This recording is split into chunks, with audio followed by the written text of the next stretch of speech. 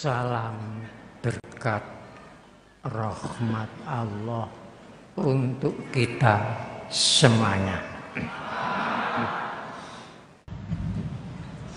Pada zaman Mojopahit, seorang pemuda Gajah Mada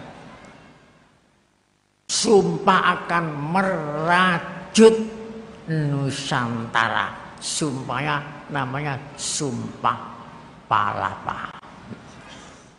Kemudian Sumpah Palapa itu dilaksanakan. Terjadinya Sumpah Palapa pada tahun 1331. Kemudian janji itu dilaksanakan selama 40 tahun. Baru zaman Ayamur terjadilah terajut seluruh Nusantara. Kemudian pada zaman Demak,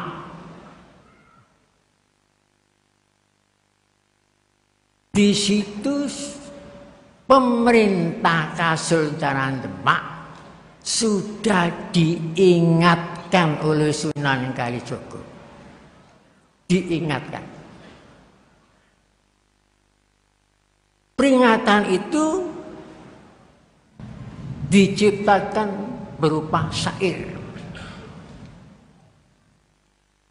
Penekno blimbing kuwi lunyu-lunyu penekno kanggo mbasuh dada tira.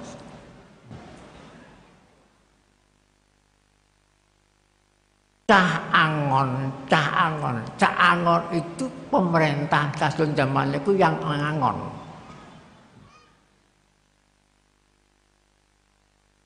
Penekno blimbing kuwi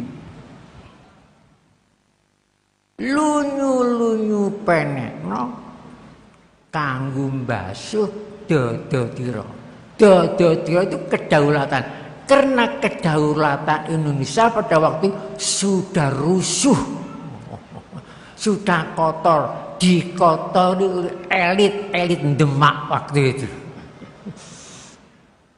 Dengan pertumpahan darah sudah kotor, ini perlu dada tira ini perlu dibersihkan. Kemudian Sunan Kalijogo mengingatkan lagi,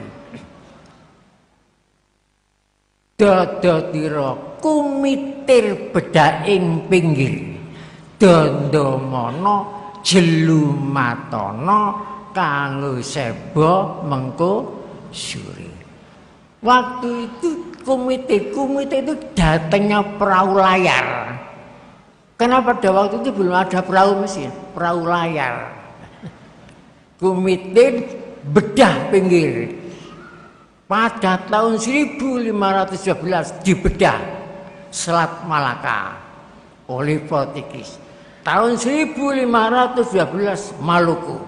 Jadi sudah kumitir bedaing pinggir jelumatana dandamana dirajut lagi Nusantara ini biar tidak terus menerus, tetapi kenyataan besar tambah besar akhirnya jebol semua. Itu sudah diperingatkan. Alhamdulillah pemuda-pemudi kita pada waktu itu kan tekad bulat, sumpah pemuda itu rencana merajut Nusantara kembali. Kemudian rajutan itu setelah 17 tahun ternyata terajut kemerdekaan bangsa Indonesia pada tanggal 17 Agustus. Berdirilah negara Kesatuan Republik Indonesia pada tanggal 18 Agustus. Nah, waktu itu sudah terajut Nusantara. Lah ini jangan sampai kembali kerdil lagi.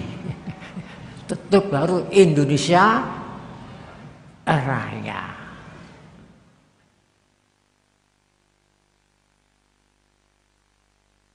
Tanpa bangun dan membangun, tak ada Indonesia Raya ini ada. Teliti lagunya kebangsaan Indonesia. Pertama, Indonesia tanah airku. Ini sudah mencakup tanah dan air, laut dan darat sudah tercakup. Indonesia tanah airku. Indonesia kebangsaanku. Ini sudah tercakup, seluruh bangsa Indonesia sudah tercakup. Dan seluruh kekayaannya. Tapi belum sampai kepada Indonesia Raya. Teliti mulai awal kalimatnya. Oleh sebab itu, semua kekayaan yang melimpah-melimpah ini dan semua daratan, semua laut ini tidak ada artinya kalau jiwa bangsa Indonesia ini tidur. Tidak ada artinya apa-apa. Maka dilanjutkan, baru ada kata-kata Indonesia Raya, bangunlah jiwanya, bangunlah badannya untuk Indonesia Raya. Sebelum itu tidak ada kata-kata Indonesia Raya, tidak ada.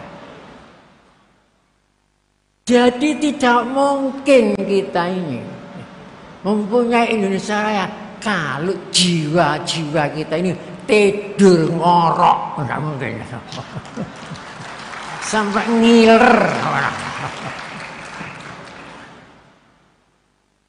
Sudah diambili habis seluruh Indonesia, mesti tidur.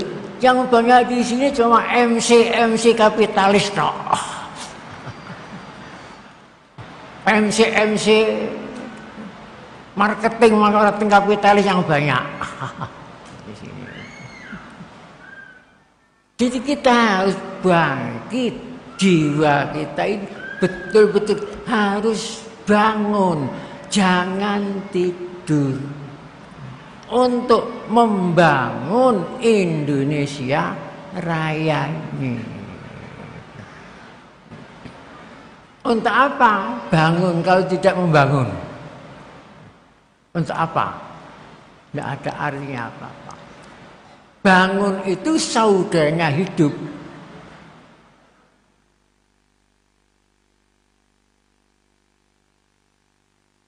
Tidur saudaranya mati. Makanya kata-kata itu pertama hidup. Setelah kata hidup baru nyala kata bangun. Karena bangun saudaranya hidup. Tidur saudaranya mati. Kalau jiwa kita ini tidur terus, ya sama dengan mati. Tidak ada apa-apanya.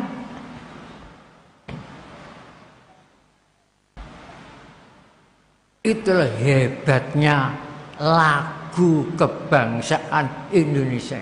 Lagu keramat. Munculnya lagu itu penjajah Belanda seperti kebakaran jenggot. Karena ada halilintar di waktu siang nyamber penjajahan. Seandainya pada waktu itu kata penjajahan bangsa Indonesia ngerti isinya, insaf, kemudian bangun.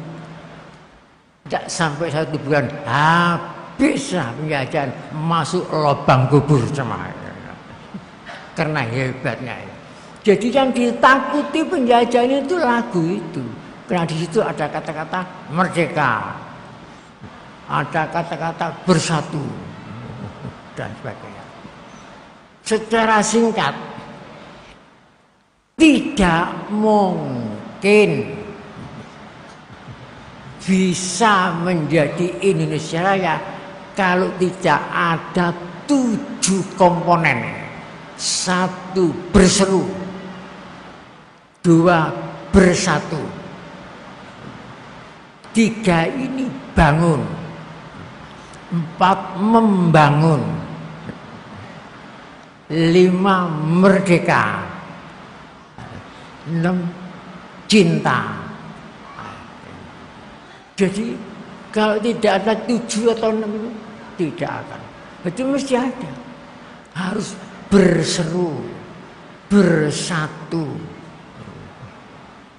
hidup, bangun, membangun, cinta, merdeka. Tanpa itu tidak bisa jadi Indonesia Raya. Oleh sebab itu kita jangan sampai menjadi anak bangsa yang durhaka. Maka kita ajak semua komponen-komponen, semua tokoh-tokoh agama, kita ajak buat organisasi yang bersifat merajut Nusantara.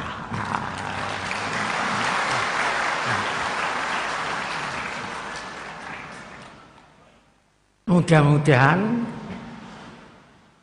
setelah ulang tahun ke-6 ini terus meningkat, jangan tidur, terus berjuang, tidak usah berhenti.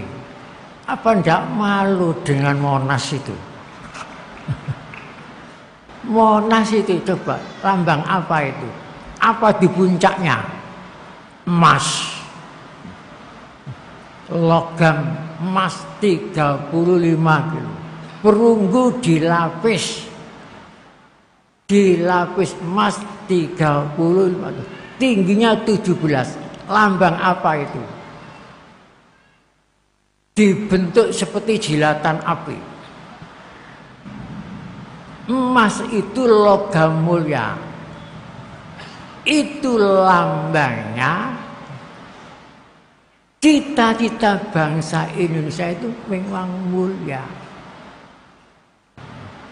Dan tidak pernah padam sampai sekarang pun.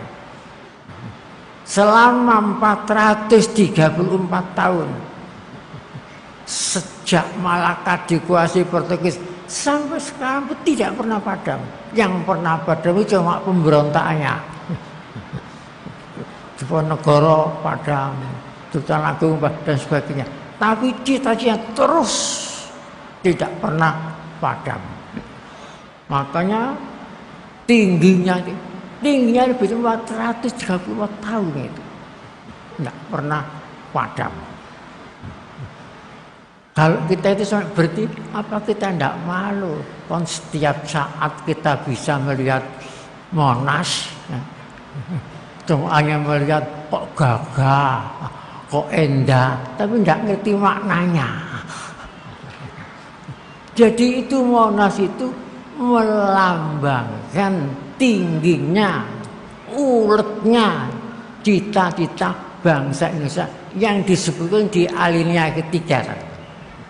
Atas berkat rahmat Allah yang Maha Kuasa dan dengan didorongkan oleh keinginan luhur. Keinginan luhur itu emas, dilambangkan emas itu. Keinginan luhur supaya berkehidupan kebangsaan yang bebas, maka rakyat Indonesia menyatakan dengan ini kemerdekaannya.